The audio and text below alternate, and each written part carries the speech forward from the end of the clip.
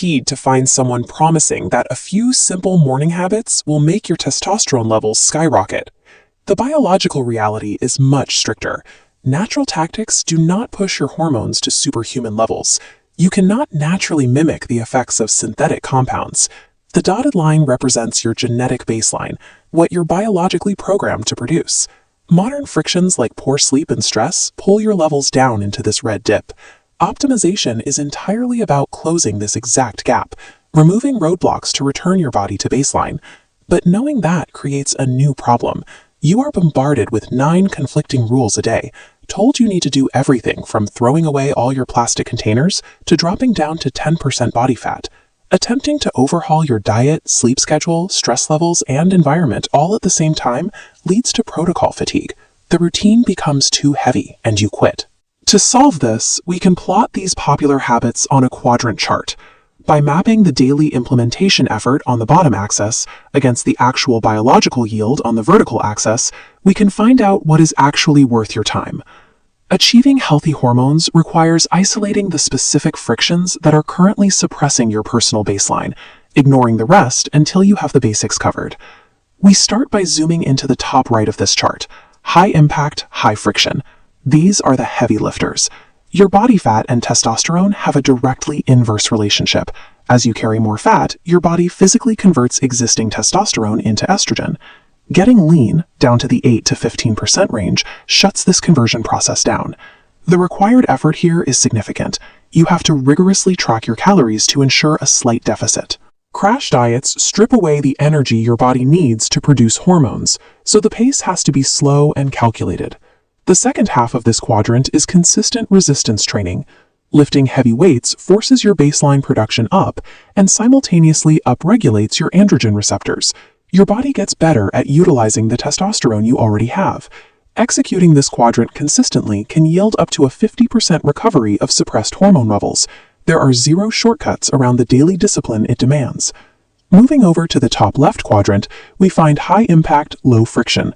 This is the low-hanging fruit. Because the vast majority of your daily hormone production occurs overnight, strictly protecting 7 to 9 hours of high-quality sleep can recover about 15% of your baseline levels. This quadrant also contains your micronutrients.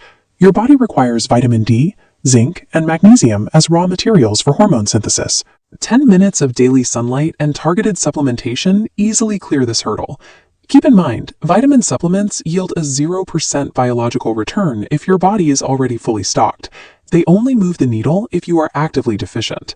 Together, these first 2 quadrants form the biological requirements for optimization. Without mastering your sleep, diet, and training, any advanced biohacking protocol you attempt is effectively useless.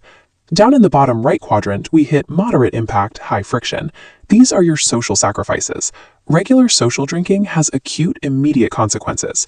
Consuming just a few drinks actively suppresses your hormone production for 24 to 72 hours. This biological flowchart illustrates the problem with chronic stress. Cortisol and testosterone are manufactured from the exact same raw material, cholesterol. When you allow chronic stress to stay elevated all day, your body prioritizes cortisol production, starving the testosterone pathway of the materials it needs. The friction here is severe. Fixing this requires drawing rigid boundaries around your career, practicing active relaxation even when you want to keep working, and sacrificing the weekend drinks.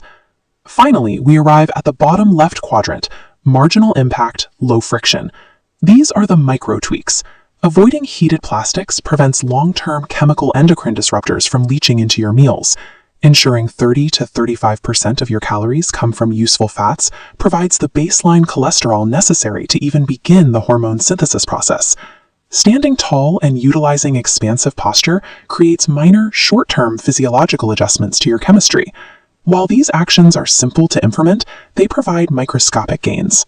If you are ignoring the heavy lifting of sleep and body composition, focusing your energy on Tupperware and power poses is a distraction.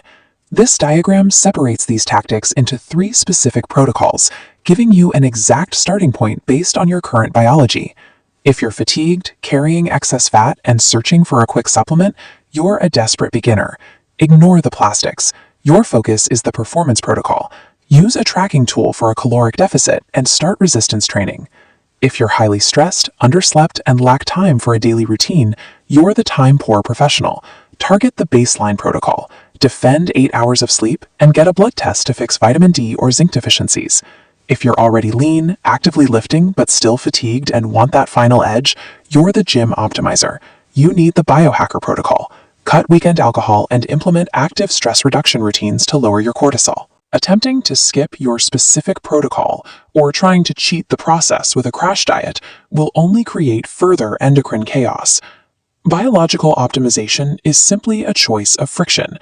Define your goal, identify your lifestyle constraints, and execute the exact quadrant that matches your reality.